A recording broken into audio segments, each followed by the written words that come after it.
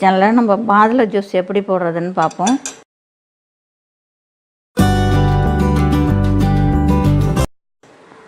அதுக்கு நல்லா மாதுளை வந்து நல்லா பெருசாக முத்துனதாக பார்த்து வாங்கிங்க. சின்னதெல்லாம் அது இன்னும் மருந்து கலக்கிறாங்க, கலர் ஏற்றுறாங்க அப்படின்னு சொல்லிக்கிறாங்க. அது எந்த அளவுக்கு உண்மைன்னு தெரியல.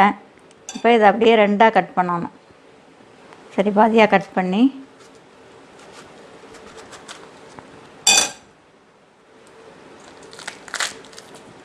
இப்படி எடுத்துட்டேன். இதோட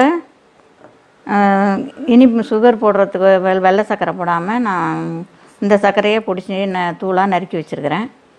இதோட செவ்வாழை ஒரு பழத்தை எடுத்து கொஞ்சம் கட் பண்ணி போட்டு கலந்து அடிப்போம். இதை எப்படி நான் எடுக்கிறேன்னு பாருங்கள். ஈஸியாக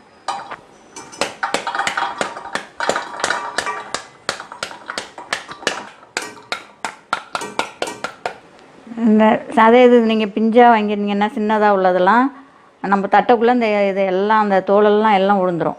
இப்போ நல்லா முத்துனதுனால அப்படியே இருக்குது. இது மட்டும் சீக்கிரம் 4, 5, 6 தட்டு தட்டினா எல்லாம் பொல பொலன்னு கொட்டிடும். இப்போ பாருங்கள், 2 பழமும் அடித்து எடுத்தாச்சு. இதை கொஞ்சம் ஜூஸரில் போட்டு அடித்து 1 கப்பு 1 கிளாஸுக்கு இனிப்பு போடாமல் எங்கள் வீட்டுக்காருக்கு எடுத்துருவேன். பேரனுக்கு இனிப்பு போட்டுக்குவேன்.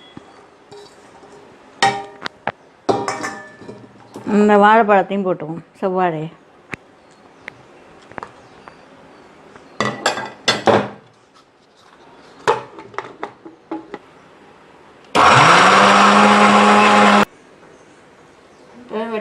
வடிகட்டிடுவோம். இந்த பேரனுக்கு சர்க்கரை போட்டு வச்சுக்கணும்.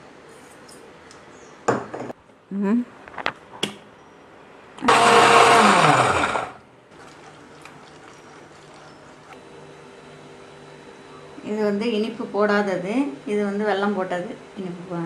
இனிப்பு போட்டது, இது இனிப்பு போடாதது. பாருங்கள், மாதுளை ஜூஸ் ரெடி. நீங்களும் செஞ்சு பாருங்கள். ஷேர் பண்ணுங்கள், லைக் பண்ணுங்கள், சப்ஸ்கிரைப் பண்ணுங்கள்.